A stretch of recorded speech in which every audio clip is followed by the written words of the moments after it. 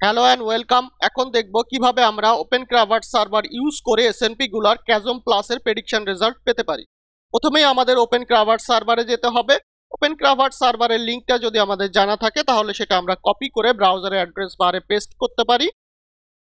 ওপেনক্রাফট সার্ভারের লিঙ্কটা video description বক্সে দেওয়া আছে। এটা হচ্ছে ওপেনক্রাফট সার্ভারের হোম পেজ। এখান থেকে আমাদের যেতে হবে ওয়েব অ্যাপে। এখান থেকে আমরা লগ ইন করতে পারি অথবা ট্রাই অ্যাজ গেস্ট দিতে পারি। আমরা এখানে লগ ইন করছি। এখানে প্রথমেই আমাদের জিনোম সিলেক্ট করতে হবে।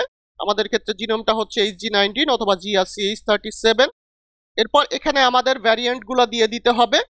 আমরা প্রিভিয়াসলি যে প্রিডিফাইন্ড এবং ফরম্যাটেড ইনপুট ফাইলগুলো ক্রিয়েট করেছিলাম সেগুলোর ভিতরে ওপেনক্রাফটের ফরম্যাটটাও আছে। আমরা এখানে যেমন দেখতে পাচ্ছি ক্রাফটের ফরম্যাটটা, আমরা এটা ওপেন করি।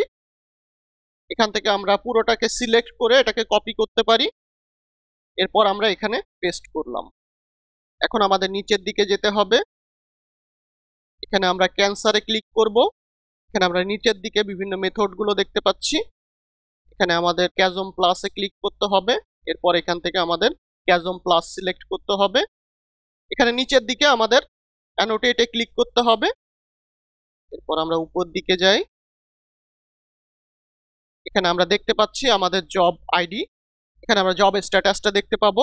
এখানে আমরা রেজাল্ট দেখতে পাচ্ছি, আমাদের প্রেডিকশনটা কমপ্লিট হয়ে গিয়েছে। এটাকে যদি আমরা ওপেন করি,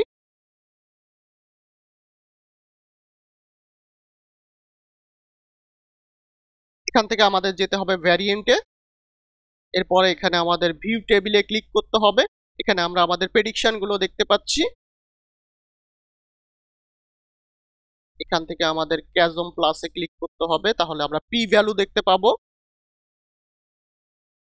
এখানে আমরা পি ভ্যালু এবং এখানে স্কোর দেখতে পাচ্ছি।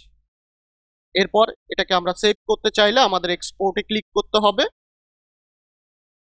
আমাদের রেজাল্টটা ডাউনলোড হয়ে গিয়েছে। এটাকে আমরা এখন কপি অথবা কাট করে নিয়ে যেতে পারি।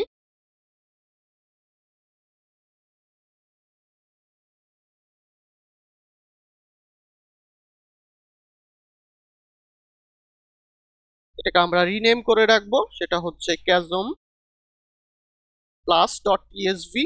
এখন যদি এটাকে আমরা ওপেন করি, এখানে আমরা ক্যাজম প্লাসের পি ভ্যালু দেখতে পাচ্ছি।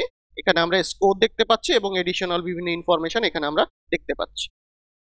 এখন তাহলে দেখলাম কিভাবে আমরা ওপেনক্রাফট সার্ভার ইউজ করে এসএনপি গুলোর ক্যাজম প্লাসের প্রেডিকশন রেজাল্ট পেতে পারি এবং রেজাল্টগুলো ডাউনলোড করতে পারি। Thank you everyone.